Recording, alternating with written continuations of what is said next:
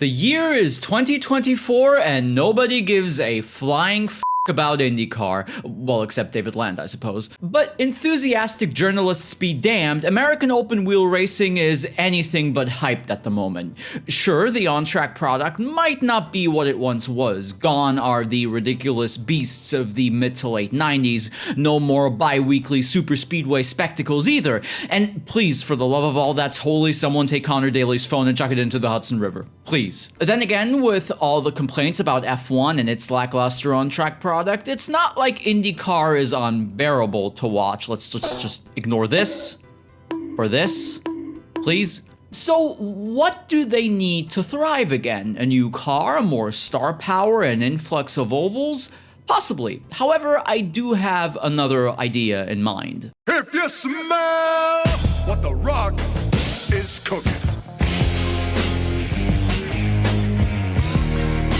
WWE isn't just an unethical, human trafficking, hush money hustling show of a wrestling company promoting weekly television shows. Every 3 to 4 weeks, they promote special events, pay-per-view shows to be exact. We could talk about the fact that pro wrestling tends to use big singular events as a form of crescendo for its storytelling, and why that's a thing. TLDR, money, money, money, money, money, money, money, money.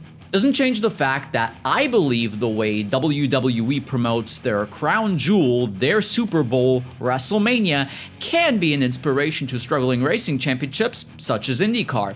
The IndyCar series specifically comes to mind, seeing as, well, just like WWE, they do have their own Super Bowl, their big crescendo, the Indy 500. For better or for worse, everything in IndyCar revolves around the 500-mile event. Their marketing, their TV deals, their f***ing name of their series, everything. And that might be a problem for some. It feels like 16 odd races are just there floating about in outer space, while the Indy 500 is the lone star shining bright in the dark void that is American open wheel racing. Its biggest weakness could become its biggest strength, though. The month of May is not what it used to be, for example. Time trials and qualifying sessions used to dominate right up until the day of the show. Now it's more so the week-ish of May, I guess. Woohoo.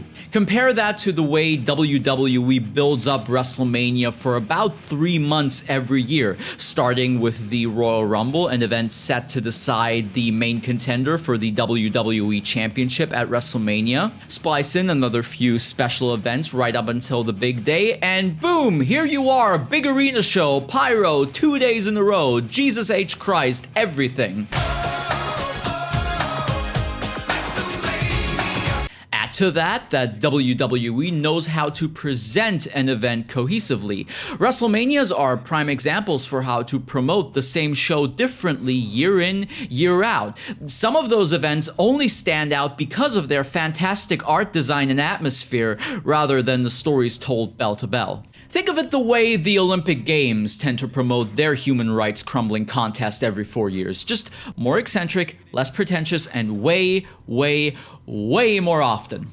All of the latter would help, seeing as IndyCar's current brand identity, if we are to call it as such, screams boredom and lack of cohesion. What is with that color palette? And no, WWE don't just reuse designs for whenever they happen to roam in the same town as previously. Both WrestleMania 24 and 33 were held in Orlando, Florida. And, as you can see, both events were marketed and presented very differently. Hell, WWE built an entire roller coaster for 33. Look at the stage, look at the gigantic roller coaster. Proper art direction is something that WWE benefits from in various different ways. When you watch WWE, not only do you know it's WWE, it feels very on brand for them as well. WrestleMania just so happens to be their prime example and easily comparable to the Indy 500. And while IndyCar's product and overall appearance is a hodgepodge at best, seriously,